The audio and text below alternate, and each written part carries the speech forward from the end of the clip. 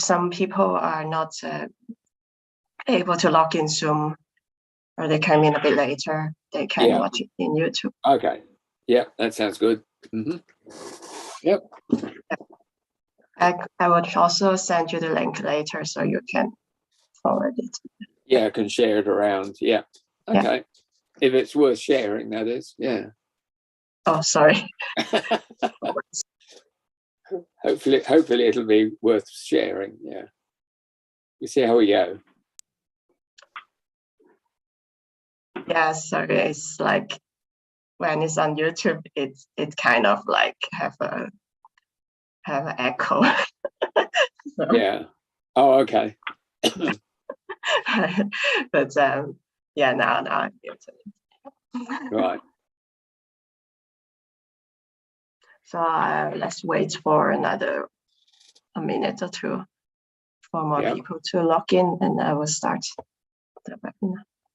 Okay. How many people are logged in? 40 by now. Yeah. Oh yeah, only 40. Oh yeah. Yeah. Yeah, I see that. Yep.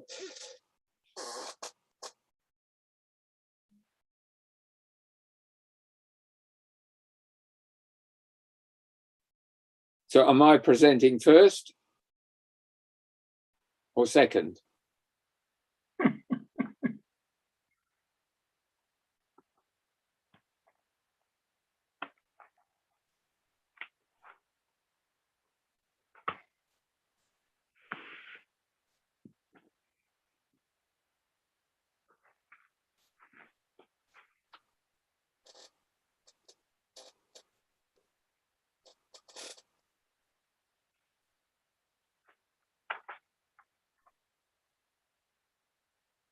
Evening, Will. Good to see you.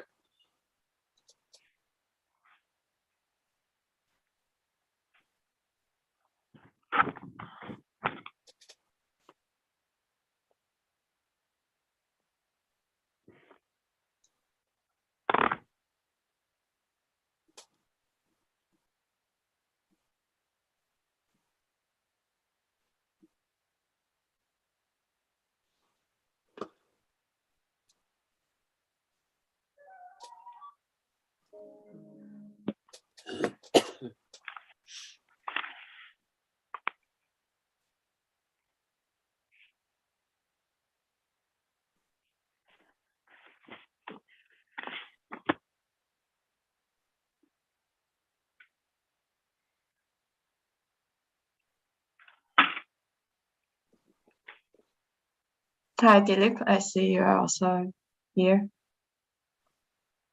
Hi, Jenny. Good morning. Good morning. Yeah. So I will start the webinar now. Hi. Yes. Thanks for coming here today, and look forward to your talk. My pleasure. And thanks to you for organizing this. Okay, so I will share my screen now. A moment. Share screen.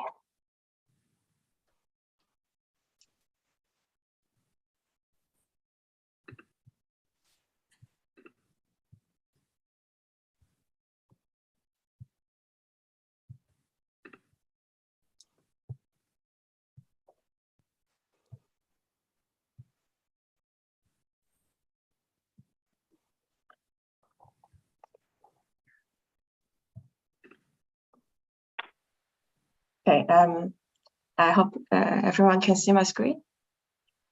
Yeah. Yes. Yeah, I can see it, Jenny. Yeah. Thanks. Great.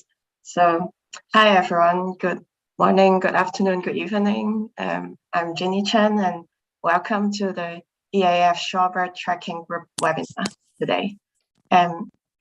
So, before I start to introduce the speakers, I will talk a little bit about the group. So we are a group that the aims is to facilitate exchange of ideas and techniques in tracking shorebirds, and to promote collaborations between researchers and also between researchers and NGOs practitioners in shorebird conservation. and to garner support towards tracking studies and conservation of shorebirds in the East Asian Australasian flyway. And if you want to join our mailing list to know more about future webinars or other activities, please just send an email to this email address. And we also have a tracking project directory. And now there are 40 entries of 26 species of current or past tracking projects of shorebirds in the flyway. So it's useful if you want to contact somebody about tracking a certain species, or you want to see what has been done, for example.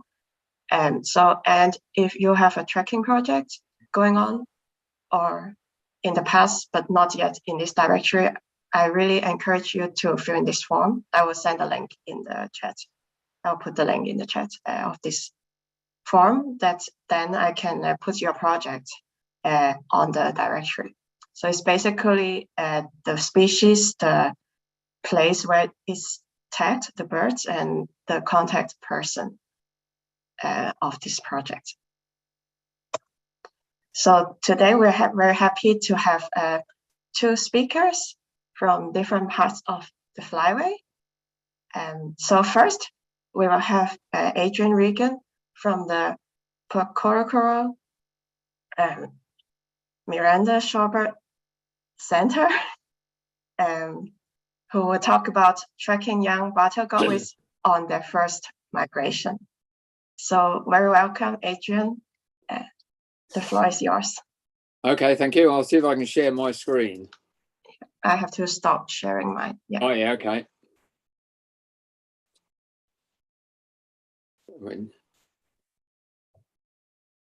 You all right? Yeah, let's see if we can share it. Mm-hmm. All right, here we go. This will be the one. Share. Right. Yeah, I see it. Okay. We'll probably have some things hidden behind. I've tried to put signs up so they're not hidden behind the pictures of people, but anyway, hopefully it'll be all right. Anyway, thank you very much for inviting me to take part in this webinar. I hope I see there's some quite eminent shorebird people's names on the list there, so I hope I can do them all justice, or do the subject justice. As you can see, this is a project that's not actually run by the Pukorokoro Miranda Naturalist Trust. We just hang on in the background and spread the information around a bit. But also we've been involved with catching the birds in the first place. So you can see a list of the organisations that are involved in this. It's quite a big global effort to understand a bit more about these birds. And what we're particularly interested in is the juvenile bar-tailed godwit, which does stand out quite clearly from the adults in its back and wing covered plumages. So it's quite distinctive in it when it first arrives in New Zealand. For the first 2 or 3 months, they can easily be told. And so it helps when we're trying to target to catch them. So the idea is that to find out more about what they get up to, well, we know with adult godwits, and you can see the plumage difference on the backs of these, that they're particularly site faithful, returning to the same place each year. This one is with the letters AU on its flag, is actually an orange flag, and it's from Victoria. It was banded there in June 2010. But then it moved over to New Zealand and has been seen at the Omaha, little estuary at Omaha, just north of Auckland, since 2013. And it's the only place, or the only area, that it's been seen in New Zealand each of those years. But it was also seen at Mokpo, or near Mokpo in South Korea, during the years 2013 to 2017. So it's a good example of birds that are site faithful once they've settled on their home. What we wanted to find out is whether juveniles were doing the same things. In the past, we've been using birds with geolocators or coloured bands or engraved flags to try and tell us what's going on with these birds. The problem with that is it's all very well, but you have to actually observe the birds or recapture them to take the geolocators off. And that's one of the problems, in that you don't, it depends on where the observers are. So some of these birds may move to estuaries or countries where there's few observers, and we can't find out much about them. This particular bird, AJD, spends its summers in a couple of small estuaries in the North Island of New Zealand, and is so well monitored now that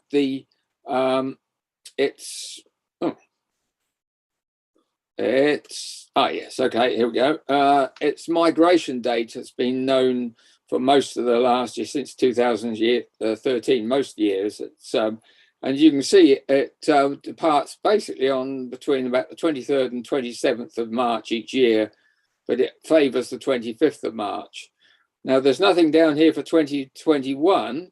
We have a feeling it might have, well, either it has ceased to be, or it snuck out a week early with some quite different weather we were having at the time.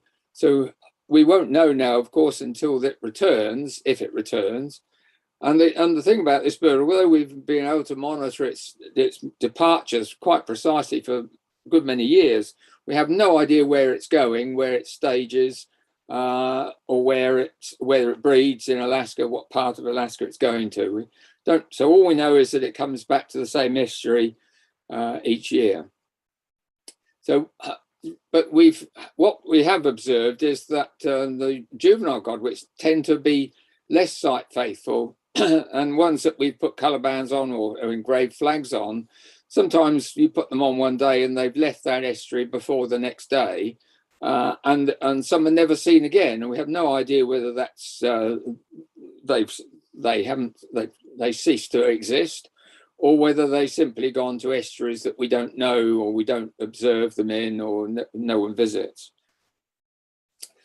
So back in 2019, and around the November period, we put on satellite tags on 40 juveniles and 20 adults at Pukorokoro, Miranda, is marked on the map, and at Foxton Beach. So two sites, and we shared them between there. These are 2 and 5 gram satellite tags, very small, and they're solar powered.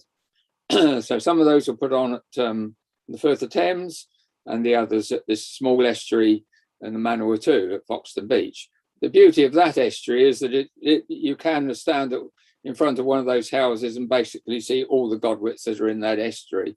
And it's a sandy substrate, so colour bands can be easily seen. They don't get covered in mud. So it's a great place to do any observations. Of course, we have done satellite tagging before, and back in 2007, for those old enough to remember, E7, female godwit, was fitted with she had a satellite tag implanted into her in those days, weighed about 25 grams. And we were fortunate enough that the battery lasted just long enough for her to fly up to East Asia, then across to Alaska, breed, and then come back to New Zealand. And this was the first time we'd been able to prove to the skeptics out there that birds could, in fact, fly non-stop from Alaska to New Zealand, which is over 11,000 kilometres. So this was a great breakthrough, but you know that was the only one in that era that actually completed the journey with its transmitter still working. So, but now with the modern technology, we've now got 2 and 5 gram solar powered satellite tags. They don't have to be implanted. They can be harnessed on the back of the bird, and they have the potential to last for some years, which is great for getting continuous data from these birds and see how they vary from year to year. So I thought what we'll do this evening is just look at some of the individual young godwits and what they got up to, bearing in mind that we were hoping to see their movements around the country to sites perhaps where we don't visit. And it wasn't long before one of them, 4BBBW, and for those who aren't familiar with this, this is the colour band combination on the leg. So it's a blue flag, a blue band over a blue band on the left leg and a blue band over a white band on the right leg. And the 4 is the position of the white flag. But that doesn't really matter too much at the moment. Anyway, this bird was at Pecora Miranda on the 30th of November. These satellite tags don't record all the time, and sometimes they go several days. We don't get any information. We think partly when they're on the ground, the feathers cover the solar panel, and then they don't. We don't get any readings. Once they're flying, they seem to do a lot better at being charged and sending out information.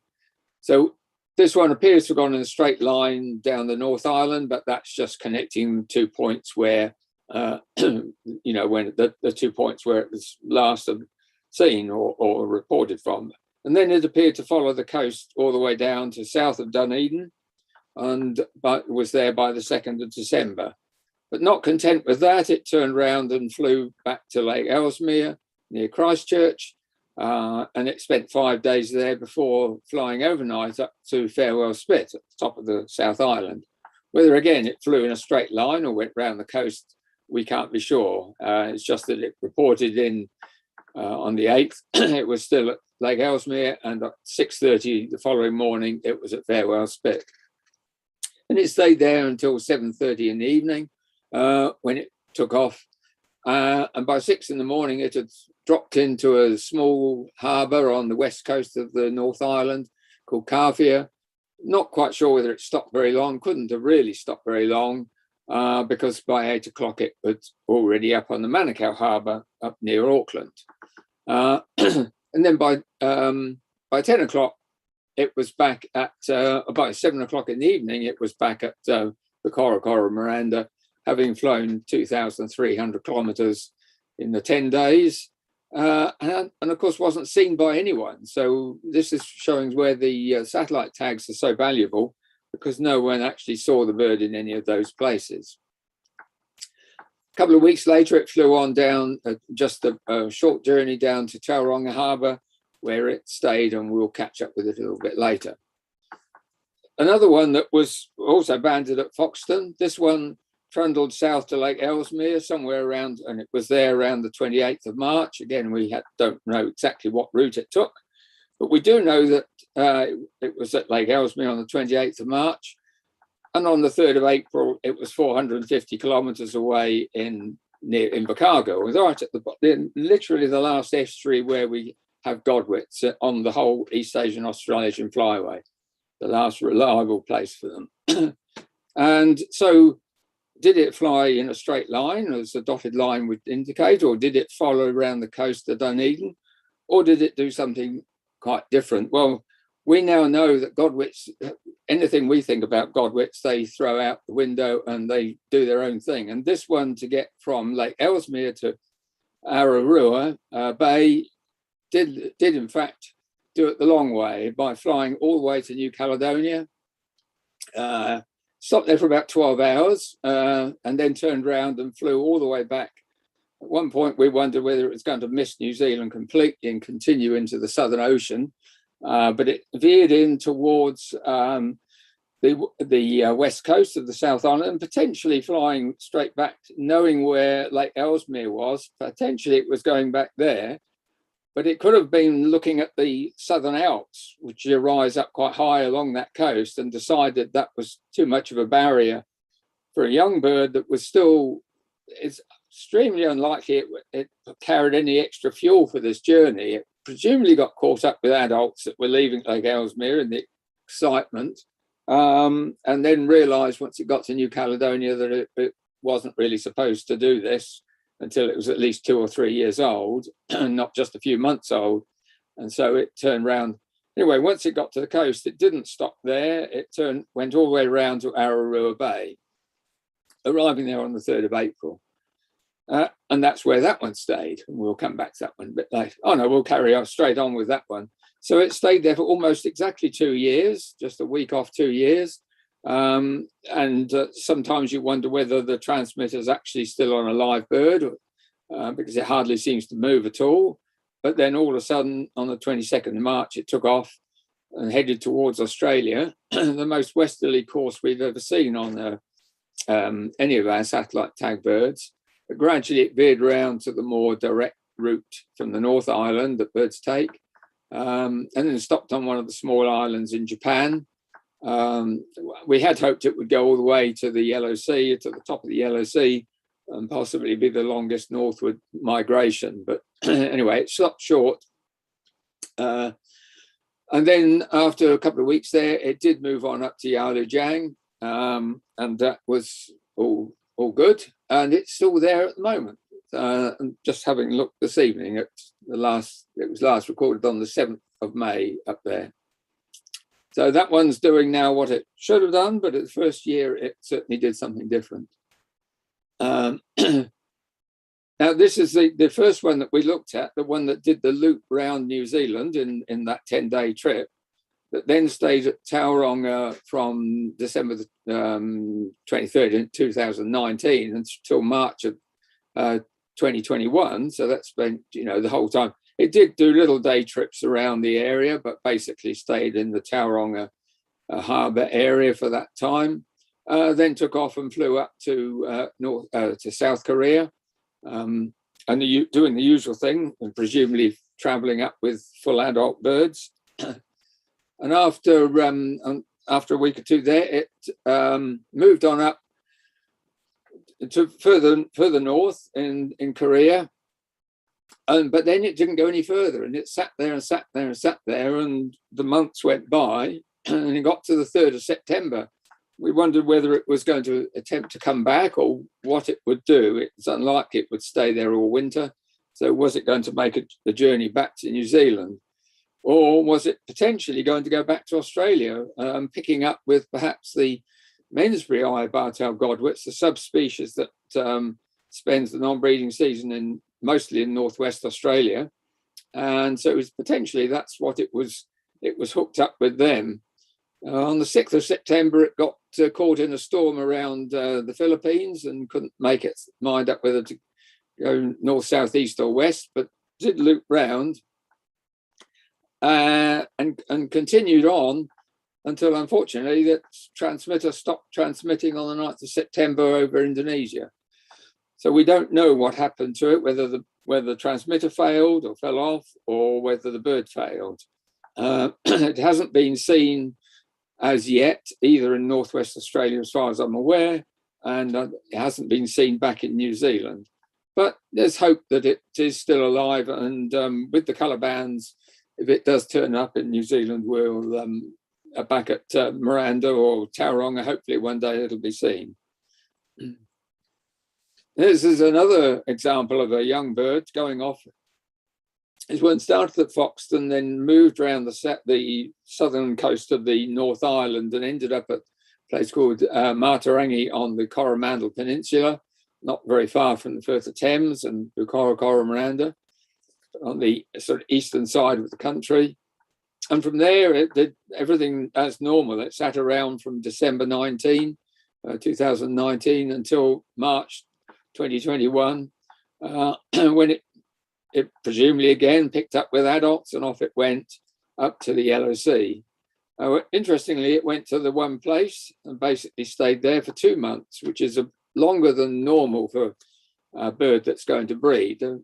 5-6 weeks usually is about the maximum. Anyway, then this one then set off again, but this time it was going up over Siberia, and we did wonder whether we had got one of the subspecies that does breed in Siberia, and we hadn't identified it when we'd caught it. And it then spent 2 months wandering around quite considerably around the northeastern part of Siberia, but basically coming back to one spot each time. But eventually, on about the 1st of August, it had had enough of that, and it flew across to the Yukon Delta, which is where we would have expected it to be if it was an Alaskan-bred bird. And the Yukon Delta, where the little square is basically where the majority of the godwits stage on what's called the Yukon or the Kuskokwim Shoals. It's a massive feeding ground, and most of the birds spend the time prior to migration there. And this one did that from August until the end of September, when it flew south. It did get caught up with some unpleasant weather around the New Caledonia area, and effectively got pushed through to New South Wales. And it sat around there for another 2 or 3 weeks before making its way back across the Tasman and on a big loop round across the country and back to Mazarangi. So that one had done partly what a normal bird would do, although the time spent in Siberia was very curious. Remembering these are birds that aren't really old enough, as far as we're aware, they're not old enough to breed. They're just 2 years old at this stage. So are they doing this journey just for the practice, just so that when they do it for real, when they are old enough to breed, they know what they're doing? Or they get caught up in the moment and really have not much idea? Presumably they're more likely that they are giving it a test run, but the chances of them breeding, of course, are very slim. And generally speaking, they're getting back to these places far too late to breed. Anyway, move on to this year, the same bird, and it set off a day earlier. So it had been sitting back at Mazarangi from the 20th of October when it finally got back. And it left one day earlier this year on the 16th of March and was heading up normal route straight up the Pacific towards the Yellow Sea, got north of New Guinea and decided it hadn't enough and turned round and flew straight back towards New Guinea and then continued straight over the mountain range that runs along the spine of New Guinea, which are, and those are pretty big mountains, but it appears to have gone right over the top of them. It landed on the coast, and that one is still there at the moment. So that's as far as it's gone. So the second year, it did a massive journey all the way out to the Arctic, and on its third year, it's bailed after a short, only a part of the flight. So will that one return to New Zealand, or will it hang out there until the next north of migration, next March? We just have to hope that the transmitter keeps working. There's another one that didn't move around much in New Zealand. It moved from Ohau near Foxton, where it was caught, down to Warrington. There's a bay down there, Blueskin Bay, and it stayed there from December 2019 until early March 2021.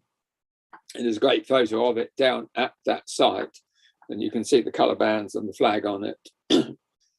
And then it took off, and another of these birds, it got all the way up to just north of New Guinea, about 700 kilometres north, and then abruptly turned round. No indication that the weather was against it or anything like that. They've been doing extremely well. Turned around and landed on the north coast of Papua New Guinea near the town of Wewak, and it stayed there from March until mid-September, when eventually it started moving again, and we thought, oh, maybe it's on its way back to New Zealand. But again, what do we know about these godwits? Because on the 20th of September in the Coral Sea, it turned around and flew back to the south coast of New Guinea. And it stayed there until mid-September, until nearly the end of November. And then it started moving again, but this time it just went south and then looped around into the Gulf of Carpentaria. Until there are some very good areas. They're very remote from a human point of view. It's very difficult for people to get there and find any of these birds. And it's been sitting there now since November of last year, and it was still there a couple of days ago. So these birds are that we thought were going to spend most of their first 2 or 3 years just moving around in New Zealand looking for a nice place to call home, in fact, have blown us away with what they've been up to. This particular bird for RRBR did something a bit more traditional. Last year, this is, and it took off up to the Yellow Sea, then across to Alaska, as most of the adults do. Continued right on up to the North Slope, but literally turned around, got up there, turned around and went straight back down through 1,000 kilometres back to the Yukon Delta and to this staging area before coming back to New Zealand. So that bird in its second year did 33,600 plus kilometers, with, again, no chance of breeding. In the end, last year, 4 of the young birds that did make the complete round trip from New Zealand up to the Arctic. We've seen a couple of those examples, and you can see the tracks of the others. So 2 of them ended up getting back to New Zealand via Australia. One of those almost looked like it was going to miss New Zealand, coming on the southeasterly course, and had literally gone past New Zealand before it turned and made its way back to where it had started.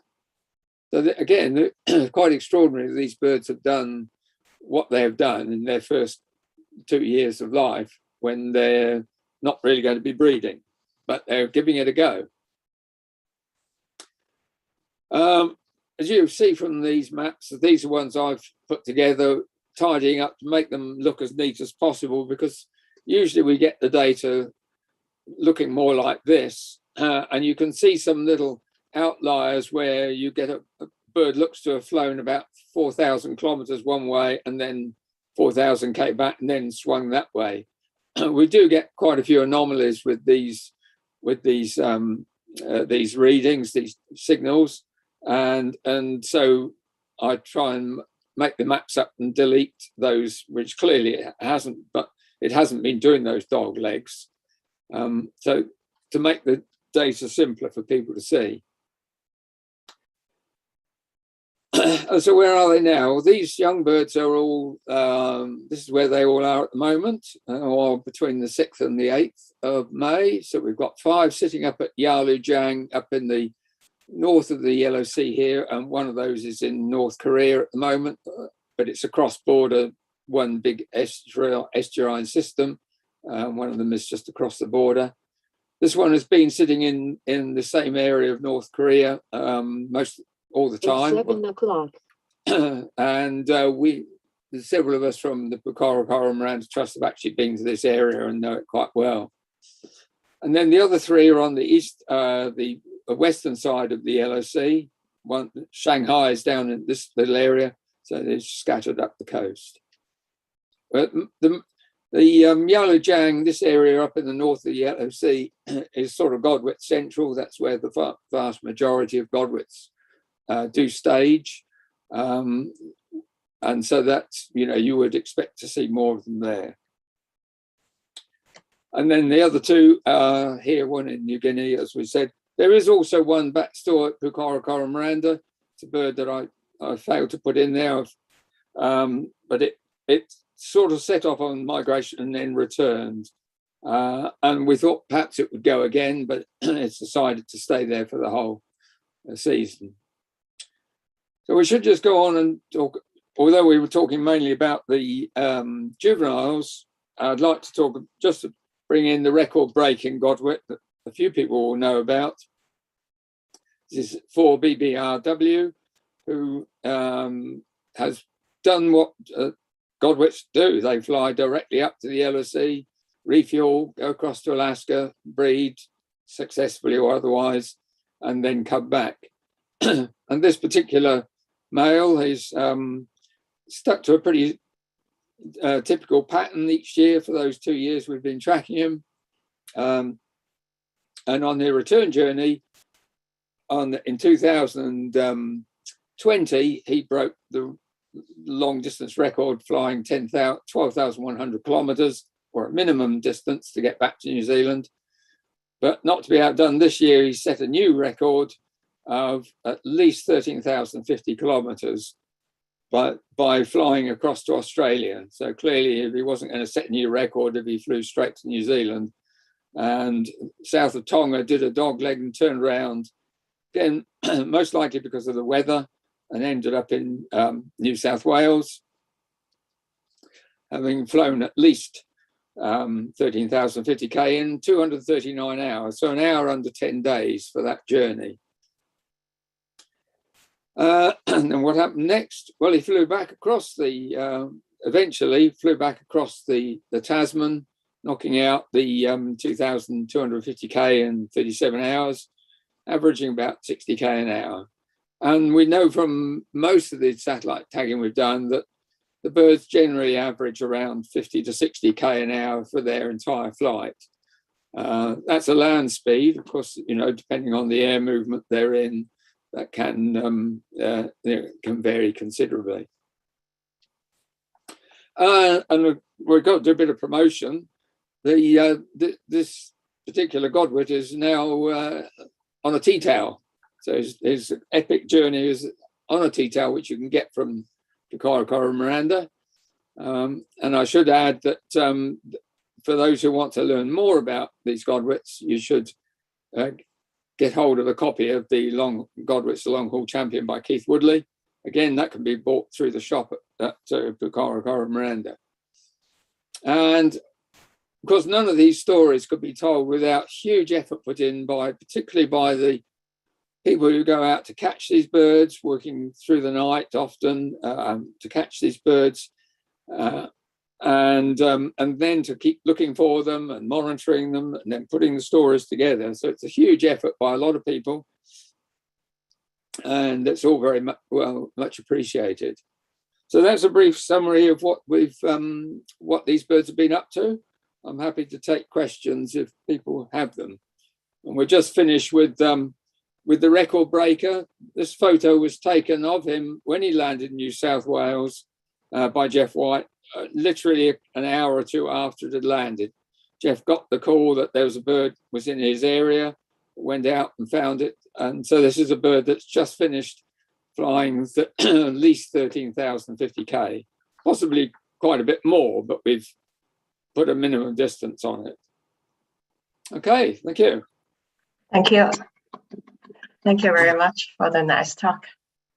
I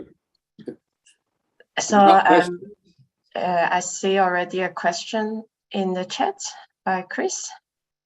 So are there any sex bias to the young birds that explore?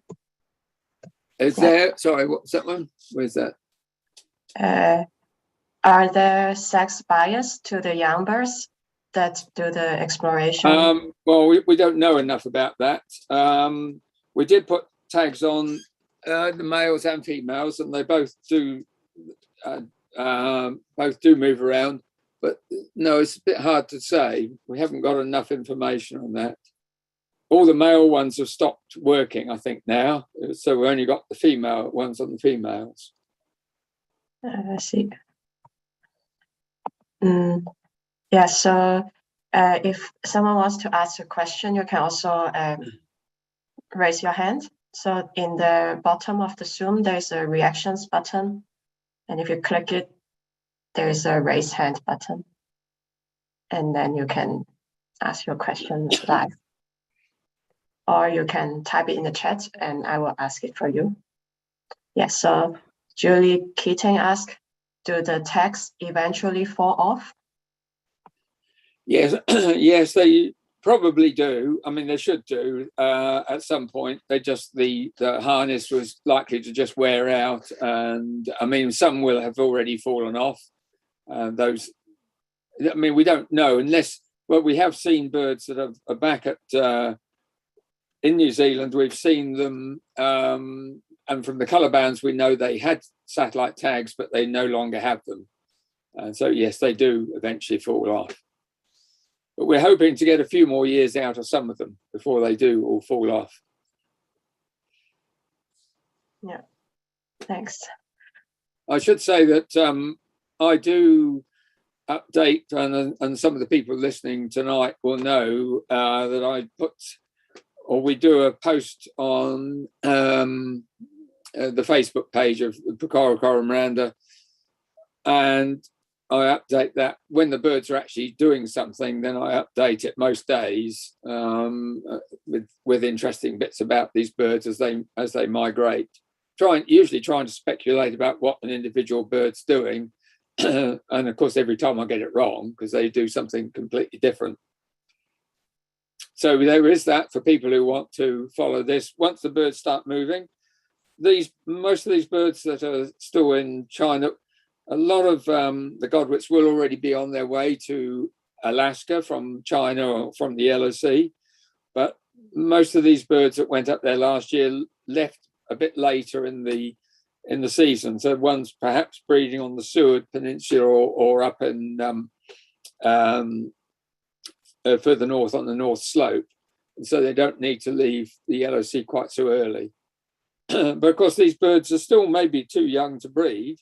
They may get there at a better time this year, but they may still not be able to get a mate, or they're only in their third year now.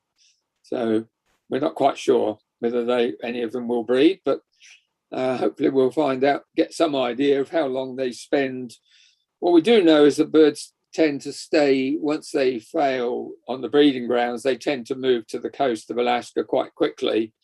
And so depending on how long they spend on the breeding grounds gives you an idea whether they were successful in breeding or not. No. Cool. So there are more questions in the chat. Yeah.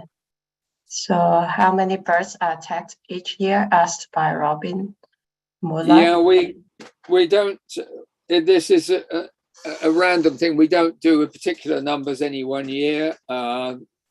We used to bandle an awful lot more birds, but when we didn't have satellite tags and other ways to gain information, but now from 40 birds with satellite tags will tell us far more than say 1,000 birds with engraved flags will.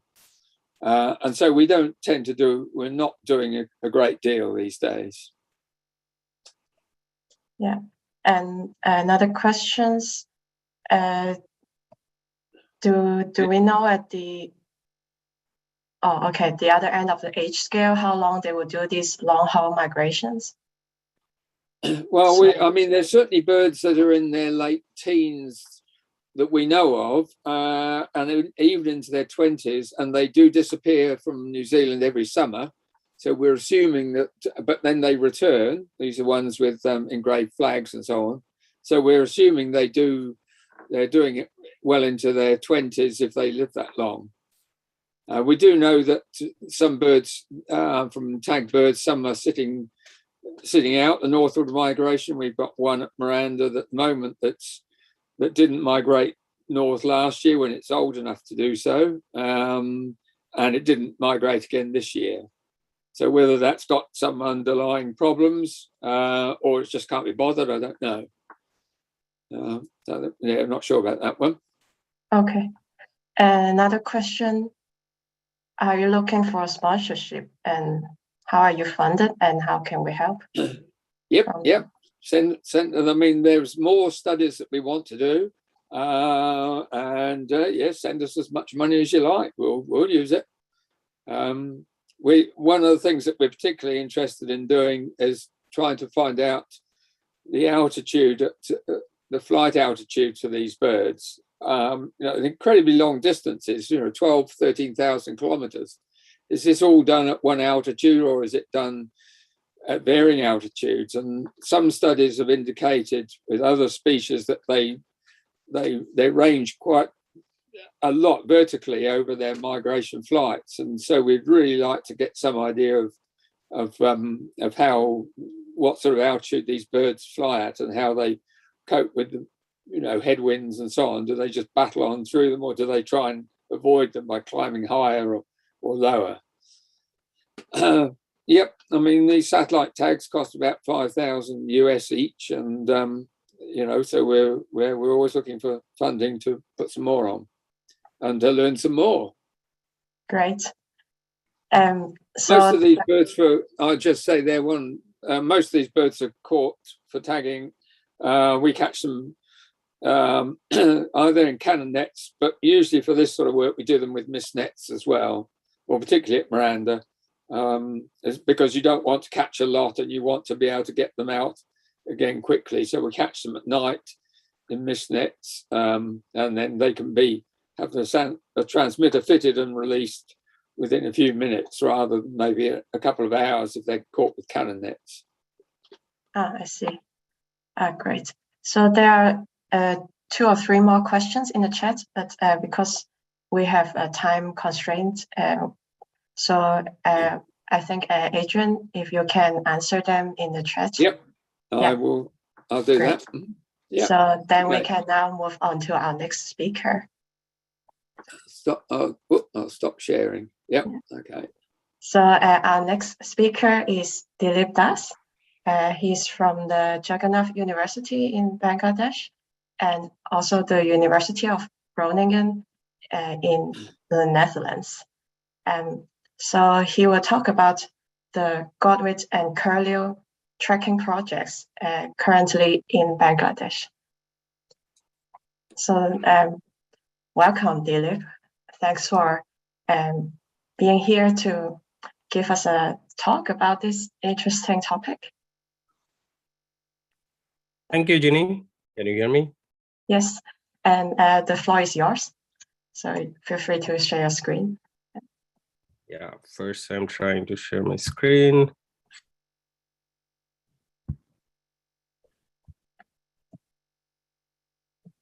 Can you see my screen? Yes. Okay, cool. Thanks to Ginny, and thanks to everyone who is listening, who are listening now. So I will talk about curlews and godwits of Bangladesh, which I'm tracking, which I started tracking 2 years back. First, I will take this opportunity to introduce my country, Bangladesh, because I found out not many people are aware of where Bangladesh is. So,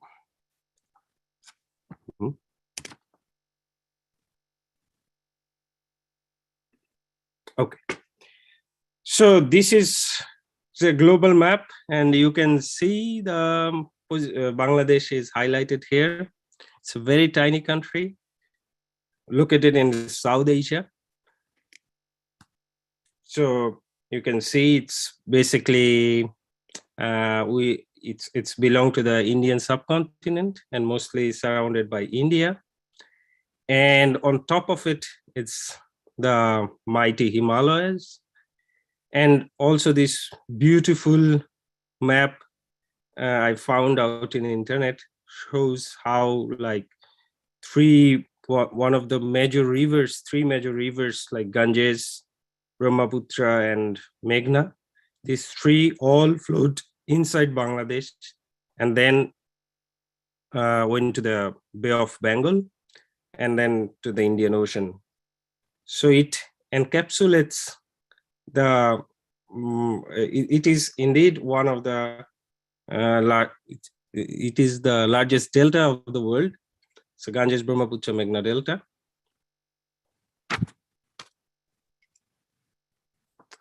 And even though it is a tiny country, so here you can see this country is full of rivers, Bangladesh. It's basically full of wetlands. So of course, for migratory birds, for shorebirds and water birds, it's quite a nice place, I guess. And bird-wise, it is really the Bangladesh belongs to an unique position. It belongs to both Central Asian flyway and East Asian Australasian flyway. So thousands of migratory shorebirds come here for wintering, basically. We don't have many nesting shorebirds. So I will also introduce a bit my study area of Bangladesh. So here in the coast, this is Nijhum Deep. So these are, this is a national park, and there are small islands, so few small islands which together constitutes the Nijhum Deep National Park. So this is in the coast. So here it's a intertidal zone is quite large, and we usually see thousands of migratory shorebirds and also ducks and other migratory water birds here.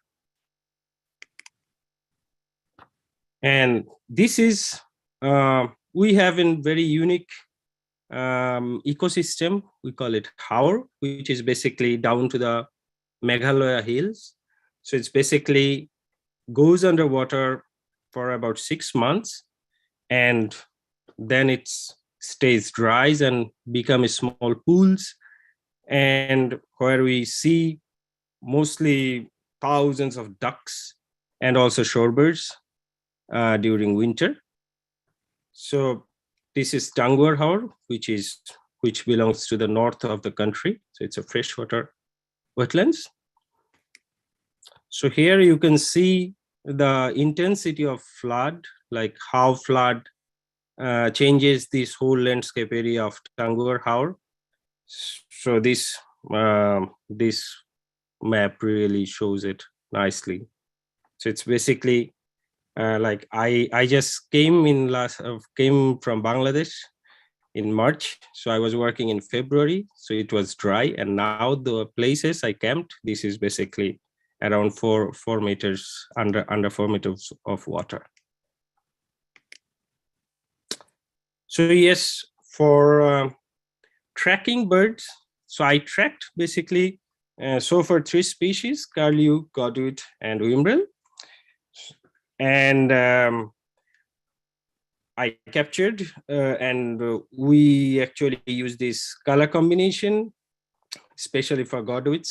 So 3 color rings on one tibia and 2 yellow flags on the right. So if you see any bird with double yellow flags, so know that it's from Bangladesh and you can report it to me. So I use 2 type of tracks.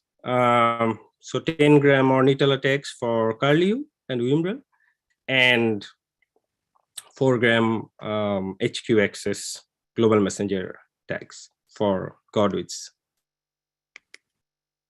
Now, basically I had a different plan how I will present this today, but I'm so thrilled to see the migration of an individual. This basically curlew.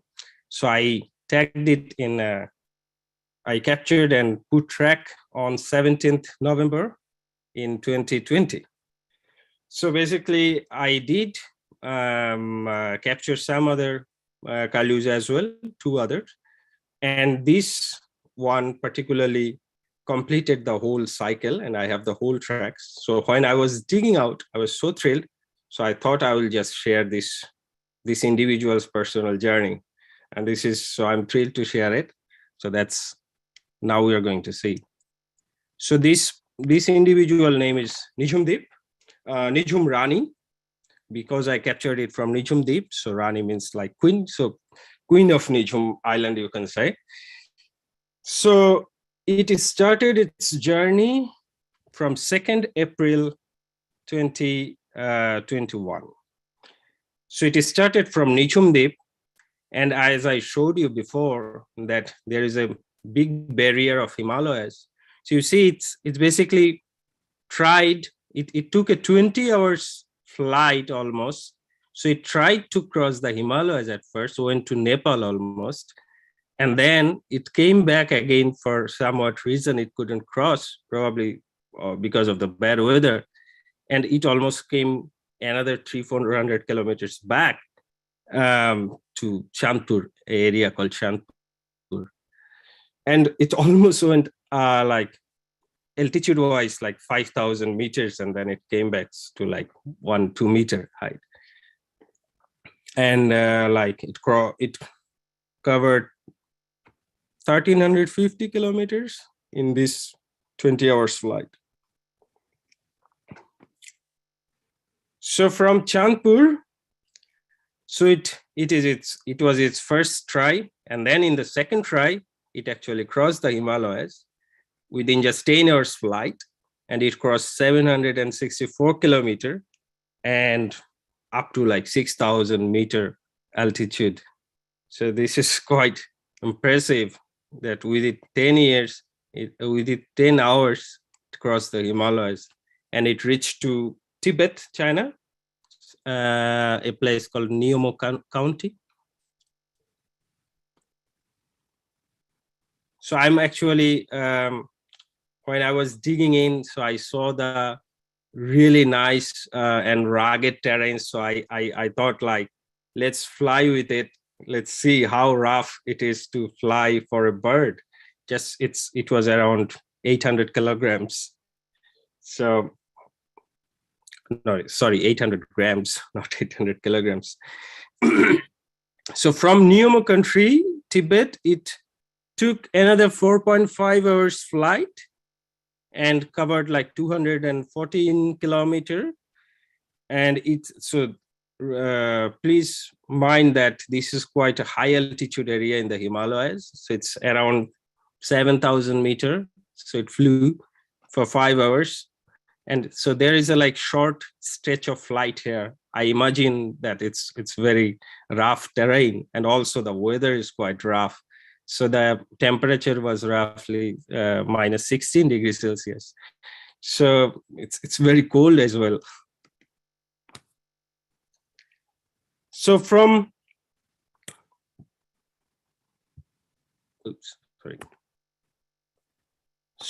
Tibet, it took a flight to an area called Shanghai, China. So it took around 10 hours and almost 655 kilometers.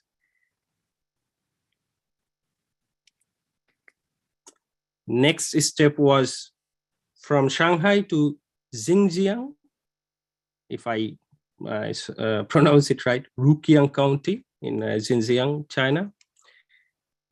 And it was another 2.5 hours journey.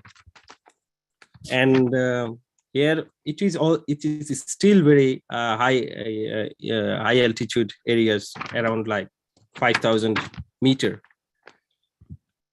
And from Xinjiang, it took another 3 hours flight. So it seems Xinjiang is quite a large state, probably in China. So, and it covered 150 kilometers. And from Xinjiang to it went to Yuli County, and you can see that it is now crossing the Gobi Desert in China. So it first crossed Himalayas, and now it is crossing a desert, Gobi Desert. So it reached Yuli County, Xinjiang, China in 3 hours. So altitude is roughly 5,000 meters also here, and it covers 661 kilometers.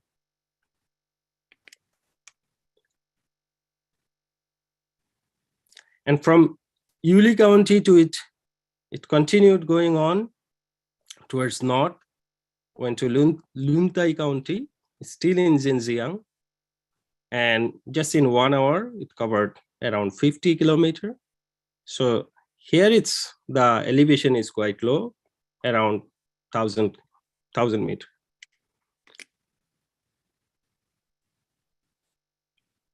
From Xinjiang, Luntai County, it went to Tinmenkuan, Xinjiang. So it took 6 hours to reach there for next stop, around 300 kilometers. And the elevation is high again, around 3,500 meters.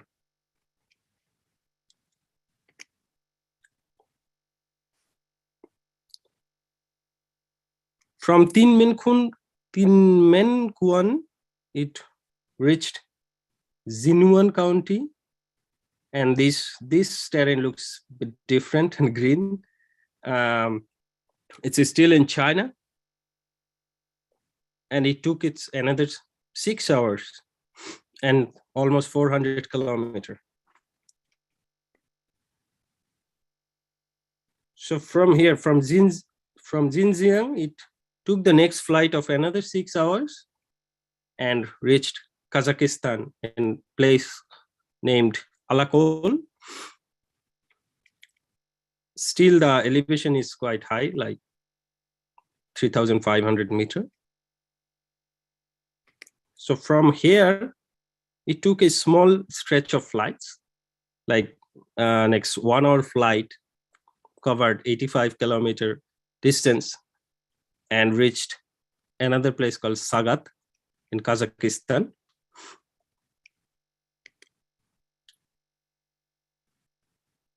And from Sagat, it took 10 hours flight and reached a place called Altai Krai in Russia.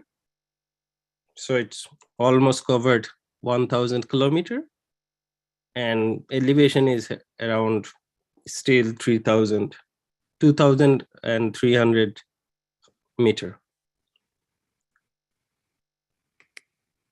And its final destination where it stopped was Novosibirsk Oblast in Russia. So it took just 4 hours to reach there, and it's around 400, it covered 400 kilometer distance. So this is the place where it stayed for another 53 days. And it seemed probably tried breeding over there from its track. So I have no idea whether it was successful or not. So it stayed there in Novosibirsk for 50 days, and it started taking return journey towards south to Bangladesh on 16th June. So it's basically from Novosibirsk, it reached again in Kazakhstan in Aksu. And from Aksu, it took a very long flight, almost 60 hours flight, and covered 3,327 kilometers. And it reached in Shigatse, Tibet of China.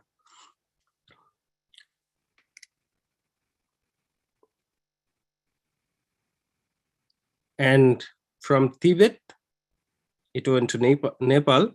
So it's another 6 hours crossing the, so it's, you can see here is Mount Everest, the highest peak of the world. So it's basically, while it was taking northward journey, it tried to follow this route, but it couldn't. But while it was returning, it basically came just near to the Mount Everest. And from Nepal, so it took a small, short stretch of flights and then reached to Nijumdeep again in 16th July of 2021. So it was a total 105 days from start to coming back to the Nijumdeep again. And in this amazing feats, it covered 11,600 kilometer distance. And in this amazing feats also, it reached up to like 7,241 meter altitude. And it also, the speed was like maximum speed I checked from my track data was 153 kilometers per hour, which is quite amazing. So this is the final thing looks like. I'm really I feel happy about it whenever I look at this thing. It's so exciting and thrilling. So this is basically, this is the first ever tracking result we are seeing from Bangladesh. So this is, you can see, it started from 2nd April and then reached 23rd April in Russia, and then 16th June, and it came back to 16th July. So in both ways, Kazakhstan was a stop oversight for quite a long time. It almost stopped for 15 days on the way back and almost 7 days on the towards northward migration. So it seems that Kazakhstan is a stopover place for curlew. So yes, that was my story about the curlew. So now, so this was basically I was doing with one of my colleagues in collaboration with Pierre Boscher from La Rochelle University in France. And now for my PhD, I started one part of my objective is to track also godwit, black-tailed godwit. So I did last year. I mean, in last winter, I just tagged 20 godwits, so 10 from coastal sites and 10 from my freshwater sites. So, and we started seeing results. We haven't already. We have seen 3 individuals have migrated from my northern Haur area, if you remember the freshwater wetlands, which is under flood influence. So it's basically one went to Kazakhstan from Tanguer Haur. And another 2 individuals are right now in Inner Mongolia state of China. So I'm hoping to explore more in the future, and probably will, in the next year, I will give you more update about godwit's migration and a full annual cycle from Bangladesh.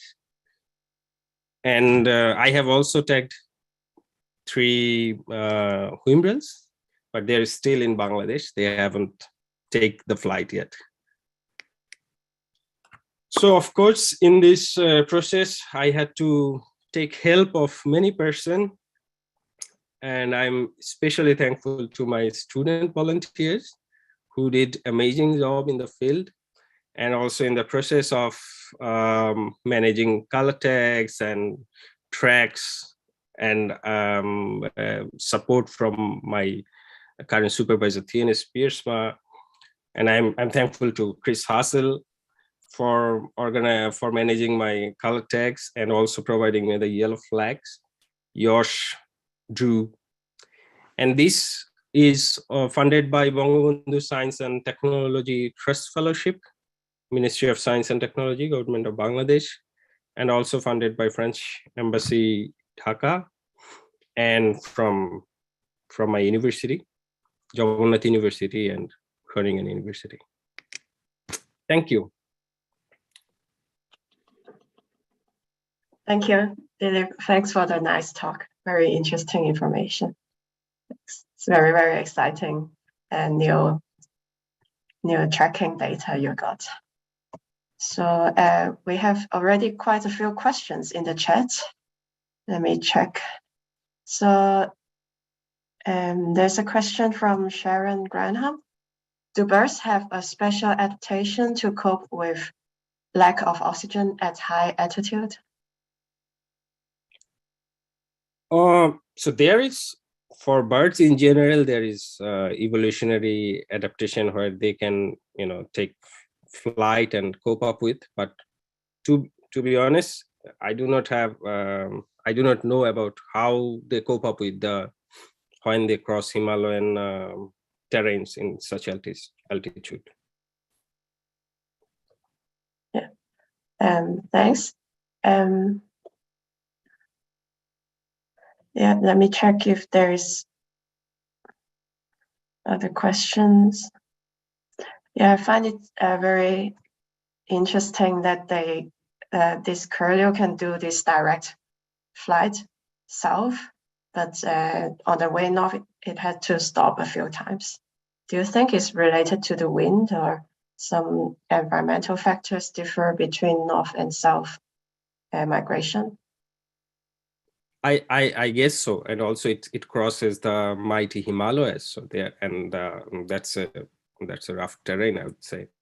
So maybe it's very exhausting for them also. So maybe they take a slow strategy, like hopping strategy, to cover this area, and on the way back probably they find and it can also be like they can get advantage of like tailwinds, and can cover more distances in one go.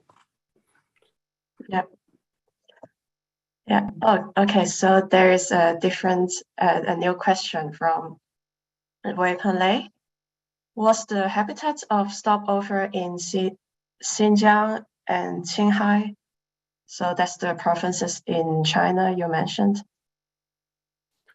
Yeah, it's basically, it looked to me very like from inspecting from the Google Earth. So it looked to me very like desert, but also some agricultural habitat in there.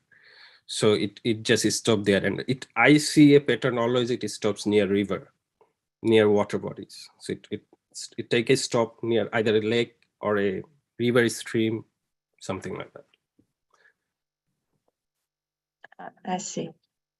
And Mutong asked, are these the Bohai subspecies of black-tailed godwits? Or what subspecies do you think they are? So I am basically, that's my PhD project, and I'm also excited about it to know which subspecies exactly we have. So I suspect we have Melanuroides limosa and also Bohai. So we don't know yet. So I have collected data and blood samples. So right now I'm analyzing them in the lab. So we'll go to know pretty soon. Cool. And you mentioned that the birds at the coastal sites haven't migrated yet, or did you tag some there as well? Yeah. So I tagged 10 birds from the coast and 10 birds from the northern freshwater wetlands. Yeah. So far, none of my coastal birds took flight, which is quite interesting. Rather, some of my northern birds migrated to the coast. Okay. Because the northern site is already flooded now. So where I was working, so that was dry during winter. So now it's underwater, like 1 meter or 2 meter of water. So there's no place to stay there. I see. That's very interesting that they haven't migrated yet. So yeah, I wonder where they would go to. Yeah, I'm looking forward to see that actually. Every day I'm checking like when are they going to take the flight? Yeah. Another question from Scott Ersner. Were you able to see if these stopover areas used by the curlews had some similarities because they seemed very varied? Maybe you have answered that a bit, yeah. Yeah, I see from my inspection in the area. So that's basically it looked agricultural field, like in both the ways, and near so in Kazakhstan there it seems there are many small lakes. So I see the pattern that they are always in the lakes, and there is a like it looked to me like a agricultural terrain, and there are these lakes which looks very bluish. I don't know which lakes are those, but it looks cool though from Google Earth view. So yeah, so mostly lake areas. They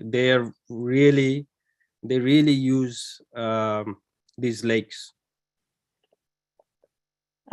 Cool. And Deborah Andrew asked, how did you catch the curlew? Okay, so that was a big mission. So first year I couldn't capture any. I tried mist net. I tried also noose trap, and in the second year I captured with basically I captured all of them with noose trap. Okay. I couldn't capture them with the mist net. I tried. I think there is light pollution also. Kalu take relatively slow flight, and they can see the net. So yeah. And Rob Shackard asked, is there any information on fuel loading prior to migration? Like, do they fill up? No, I really don't have that information. Okay. Yes, a lot of thank you and for your presentation in the chat, so you can look at it in a bit. I think there is also a comment Thanks about everyone for appreciating. I'm really excited to share this story. I was really thrilled. Like, okay, I'm going to share this whole migration with my annual cycle with people. So I'm really excited. Nice. And do your tags have like it records the altitude, right? So it records temperature, altitude, speed. Mm-hmm.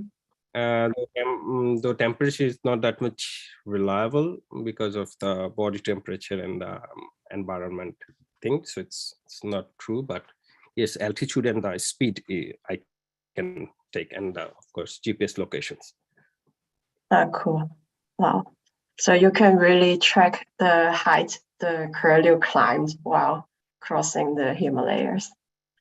Yes. Yes. That's really interesting. Like you said, how long they took to climb that, and like, yeah. So I was really going through even more details, and last night I was really thrilled. Like, wow, what's going on? Yeah. Wow. So, well, thanks again for a nice talk. Good luck with your coming tracking work. I look forward to your next updates about the Godwits and the Wimbriels. And thank you, Ginny, and thank you, everyone. Thank you very much for listening. Thank you. And also thanks again to Adrian for his nice talk about the Bartow Godwits earlier. And still here. Thank you. Yeah. Thank you. Glad you enjoyed it. Yep. We'll keep doing the same thing. Yeah. So thanks everyone for attending, and hope you like the talks, and I hope to see you in the next webinar. Bye. Okay. Thank you. Bye. Thanks, Ginny. You did a great job. Bye. Thank you. Thanks. Okay. You're welcome. Yeah. See ya. Bye. Bye, guys. Bye.